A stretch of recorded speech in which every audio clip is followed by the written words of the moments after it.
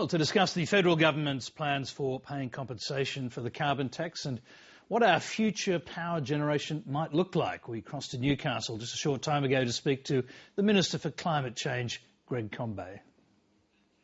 Greg Combet, thanks for joining us. Pleasure, Tony. Now, if you want voters to actually experience what it's like to live with a carbon tax before the next election, time's not on your side. How quickly can you do it?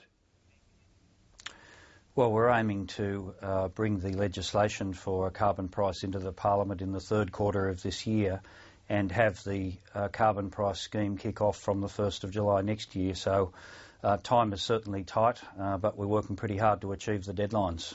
And how important politically are those deadlines? Because you've really got to see this thing up and running before you have an election. Otherwise, how could people judge what kind of impact it's going to have on their lives? Well, there's ample time to do all of the necessary work, but nonetheless, there's a lot to be done. For example, currently the government's in discussions with the energy sector about important issues for a carbon price in electricity generation. We're in discussion with the trade exposed industries in the economy. Of course, I'm negotiating with the Greens and the Independents in the multi-party committee. We're doing detailed work on household assistance design. And we've got the Productivity Commission doing a report, Treasury modelling being undertaken. So there are a lot of things going on simultaneously, but I'm confident we can draw it together.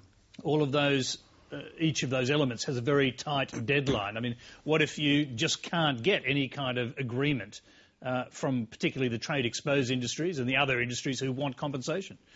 Well, I don't know there's much point speculating about it. We're going to do the hard work that's necessary and do it in the time frame that we've set for ourselves. So I'm not mucking about. I'm getting on with the discussions, and we're certainly in the grips of fairly detailed policy design discussions. And what I announced today at the National Press Club